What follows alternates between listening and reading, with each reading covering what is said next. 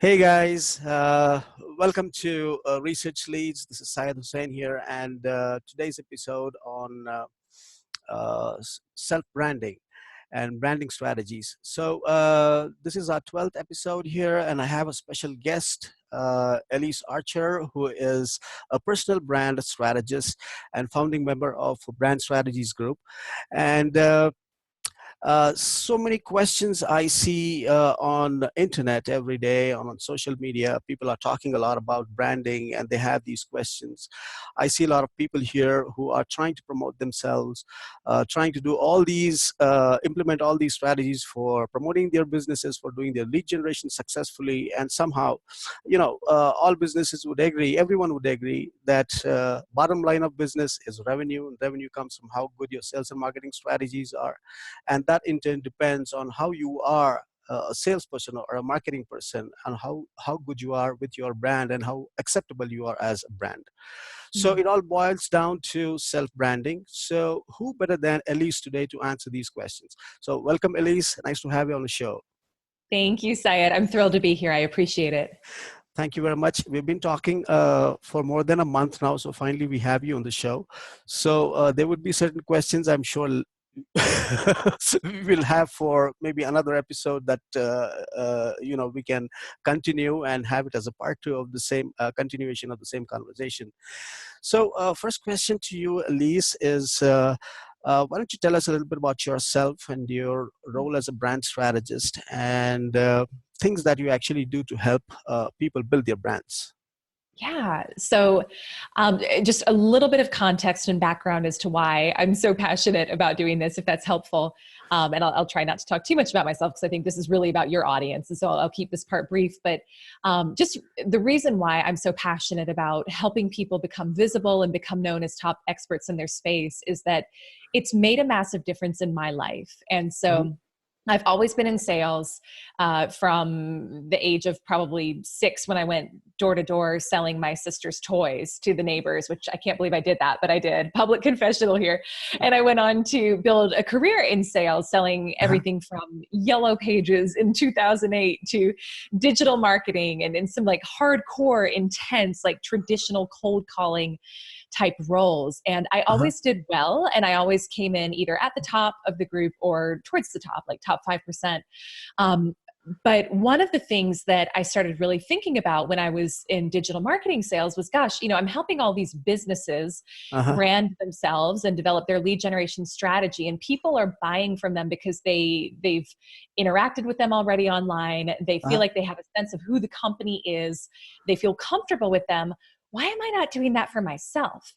And this was probably, I would say, 2010, 2011. Uh-huh. And I started, in addition to my regular like cold calling and lead generation activity, I Mhm. started really working on building my own personal brand Mhm. in the space that I was in at the time, which was digital marketing. And so I had no idea what I was doing, but I would do my best Mhm. to put on webinars or create videos. Mhm. And I started getting people reaching out to me Mhm. saying, "Hey, I came across your video about blank, blah, blah, blah. I'd like to talk with you to see if you could help me with my Mhm. branding for my business." Mhm. And so I started realizing that the quality of the conversations I was having with potential clients who had reached out to me Mhm. versus it being the other way around was much better. And so I went on from there to continue to do more sales roles. I actually was a partner in a sales training company where I Mhm. taught people how to cold call. But I Mhm. was always a little bit of the, I would say, not the black sheep in that I didn't do a good job, because I did always come in like at the top, but the way that I got there was not what's typically taught by sales organizations, because it was me branding myself and Mhm. generating inbound leads. Mhm. And I really, I had one video that I did years back where it was like a selfie video in my car where I gave just this quick tip on follow up. Mhm. And I mean, Syed, the production quality was terrible. Mhm. But out of that video, I had a gentleman reach out to me from a financial services firm. Mhm. And he said, "Hey, we saw your video on follow up. Can you come talk to my whole team about how to do that?" Mhm. And that then turned into my largest client relationship, hundreds and hundreds of thousands of dollars of revenue. More importantly, they became some of my dearest friends. Okay. And I thought, gosh, if I can do this off of one poorly shot video, Hmm. what would it be like to teach other people to really be known as top experts in their space? Maybe even Hmm. people who traditionally had kind of gone about business the old fashioned way, like the way I used to do it. Hmm. And so this past July, I became a founding team member of this company called Brand Builders Group. Uh-huh. And we partner with entrepreneurs, professionals to help them build their personal brand. And one of our taglines is be a magnet, not a megaphone. And we really believe that the more you can attract people Okay. to you, yeah, we really believe. And another thing we believe is that you don't have a revenue problem, you have a reputation problem. So if you are not hitting your goals in your business, it's the problem is that you're not well known enough. That is Right. it. Like, think about who we buy from. We buy name brands. We buy from people we know and trust. And if you're not hitting your goals, you have a reputation problem. And so we think that reputation always precedes revenue. And we help people build a rock solid reputation and become really known in their space. So I'm happy to go into greater detail on any of that, but that's kind of the backstory and what I do as a personal brand strategist. Right. Wonderful. Wonderful. I'm sure when I see your videos on LinkedIn, you're quite a hit on LinkedIn. I see that every day. Your videos are awesome, and it actually reflects the kind of uh, your own branding. So with so many people responding, because you're one of those people whose videos keep getting comments for days together. Once you post a video, you have comments coming in every day. I see that. First day you have maybe 60, 70. The next day again you have so many. The next day again you have so many. People are just going on commenting. That doesn't happen with everybody's videos. It's like there's something special in your videos, something special that it's about your content that you present there. And also I'm not too particular. I don't know, because I'm not too much of a video person myself. I'm still learning. So how important is video in terms of presenting yourself, and what are your experiences been? Because a lot of people are trying to experiment with videos now. Yeah. Well, thank you for that. And to me, video, especially on LinkedIn, is one of the biggest untapped resources that if you are selling to other business professionals and you're more of like a B2B Hmm. type, either business owner or salesperson or whatever the role is, there is massive, massive potential. And one of the things that you'll notice is with my videos, I appreciate everything you said. That means a lot. They are not polished. They're not produced. It's just straight to, it's straight to camera. But I think if I can even go a little bit deeper in what you said about why people engage, one of the things that I've had to learn to do over the years is get out of my own head and realize it's not about me.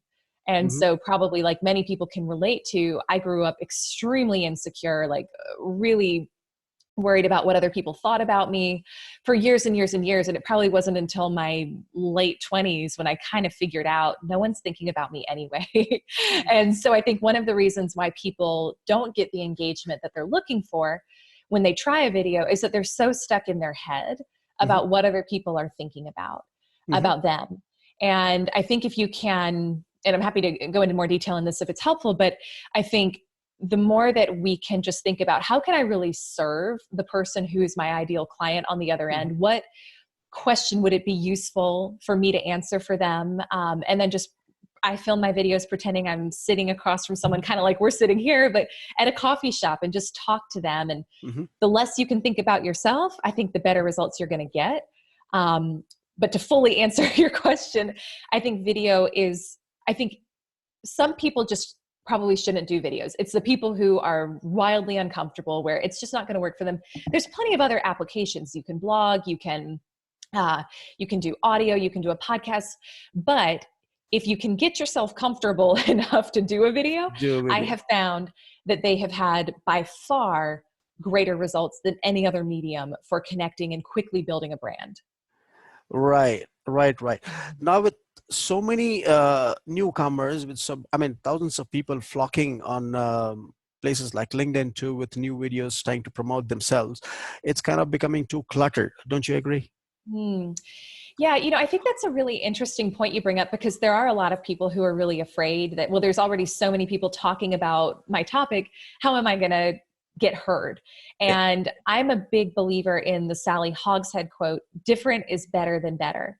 And so I think the key today is not so much that you need to be better than all of the people who are already in your space, but it's really to figure out what's truly unique about you.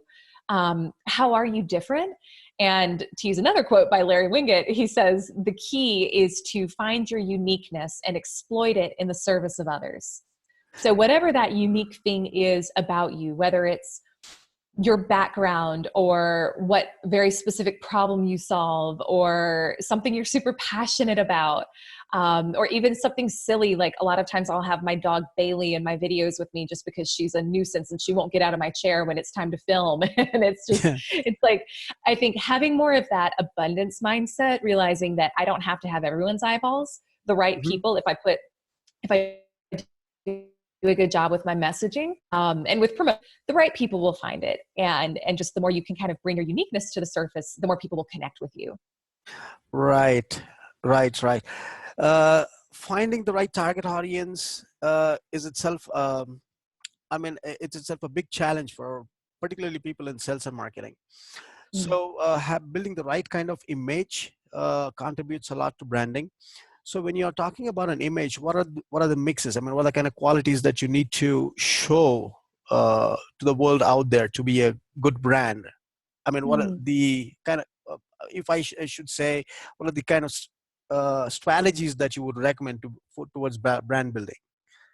Well, so just to clarify, when you say image, do you mean more of the visual identity of your brand? Like what are your colors, or is it more how you personally show up, S- or something else? It is, see, these things mean different to different people. Mm. Some people think what they see is the brand. Some people Mm. think what works is the brand. So how do we put everything together here to answer one question? I mean, what exactly is the brand? Brand. Yeah, yeah. So I forget who said this, but what I have heard, and this is the definition that I go by and that I like, is a brand is what people think of when they think of you. And so Wow. really, we don't own our brand. The world owns our brand. You Oh, own my brand, right? I own yours, because it's what other people think of. Now, I think the advantage that we have today with modern technology is that we can influence and shape the brand that we're creating in the world and the perception other people have of us. And I think a lot of people leave it to chance.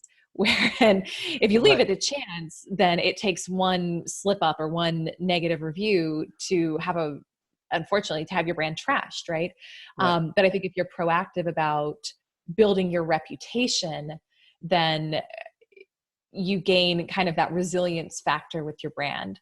Um, so I would say, as far as how do you actually do that? How do you go about building your brand?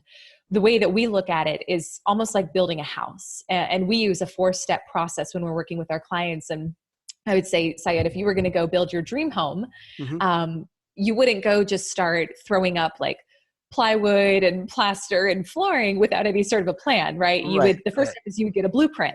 right. And this is one of the big mistakes we see people making, is they kind of get on this bandwagon. People may do this. They may hear this interview and say, oh, shoot, Hmm. I need to go build a personal brand. Let me go start putting out videos on LinkedIn. And while that can work, it's kind of like trying to build a house without a blueprint. And so what we recommend is, the first step is brand identification. What is your uniqueness? Who's your core target audience? What questions do they have? What are your revenue streams going to be? What problem do you solve for them? Really, the blueprint of your brand. The second phase we call brand creation, and you could consider this almost like framing the house. And so this is what a lot of people actually think of when they think of a brand, because it's more of the visual identity of your brand.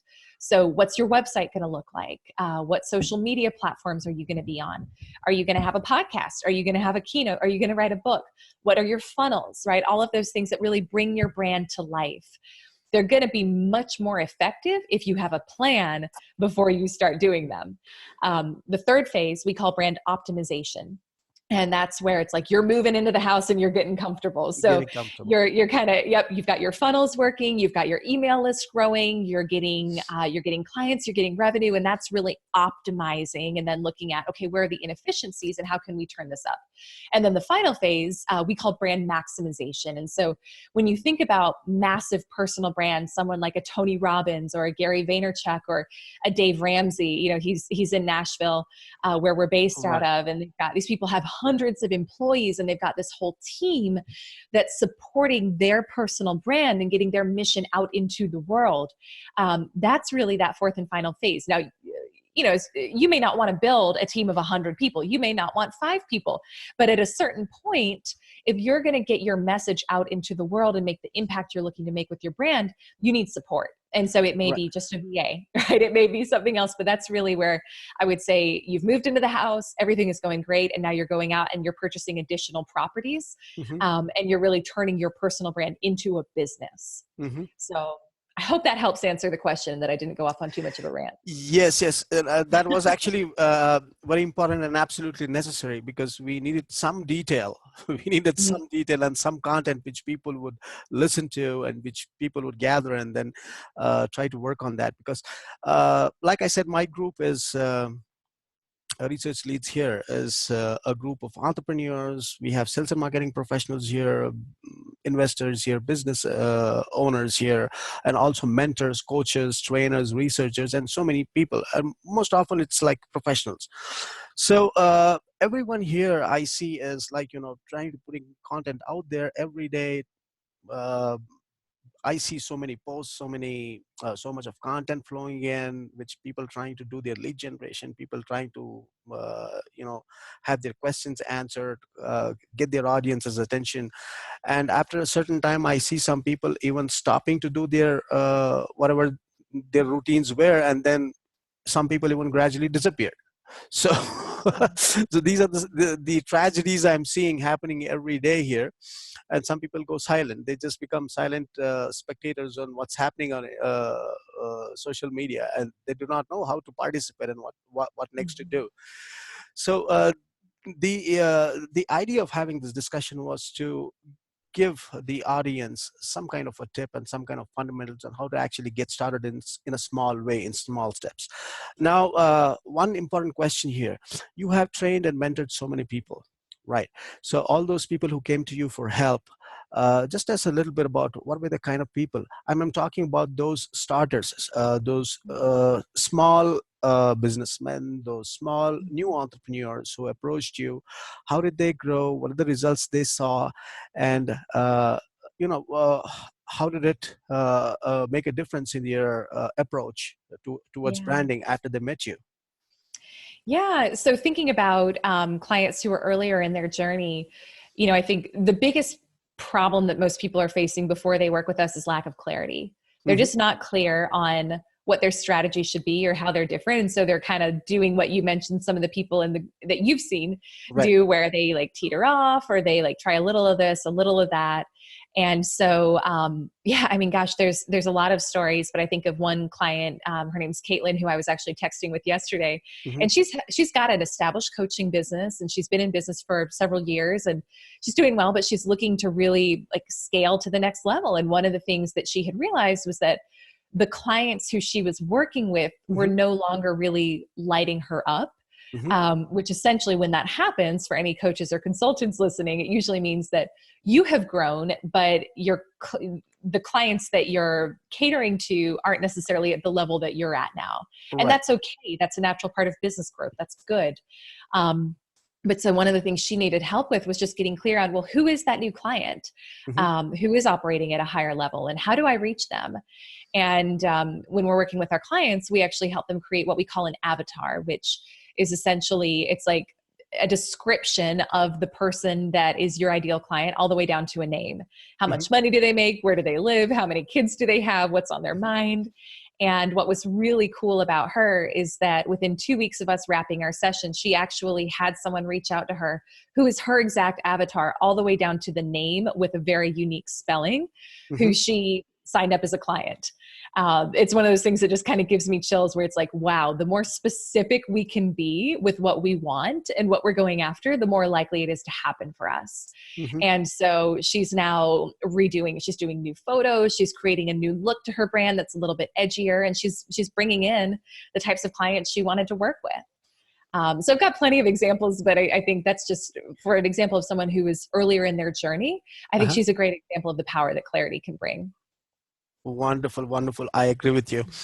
Elyse, is there a possibility of we discussing a little more in detail about the steps involved in your training? Probably, maybe in the next episode. Like I said, could we plan something for say like 2 or 3 weeks out now? And these are certain things, with a little more clarity, I'd like to present to my audience saying, hey, look, these are the steps involved in a training process with Elyse. And probably you could take benefit from this. So probably we could do that maybe 2 or 3 weeks from now.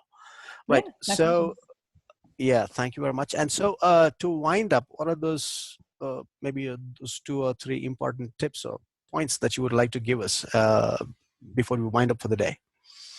Hmm. I would say the first thing is I think a lot of people are really afraid to be visible. Mm-hmm. And if you're going to build a personal brand, it's about you, right?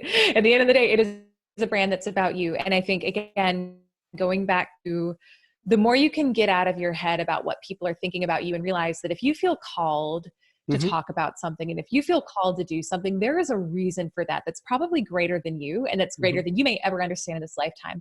But if you are feeling that, then that is part of your mission here on earth, is to Mm-hmm. share that message. And so whatever support you need to get Mm-hmm. to get the confidence to get your message out there, Mm-hmm. do it, because your voice matters. You do have a unique message. What you have to say is important. And if you're feeling that calling, there's a reason for that. Right. So again, just remembering it is of service to get your message out into the world. And the less you can make it about you, the better. And then I would say too, realize that you're going to be terrible at it at first, if you're Mm-hmm. like me, and that's okay. Okay. My first video that I did years ago, I didn't know I needed to have the light in front of my face instead of behind me. And so I was just this dark kind of Darth Vader looking shadow in front of a window, like super creepy.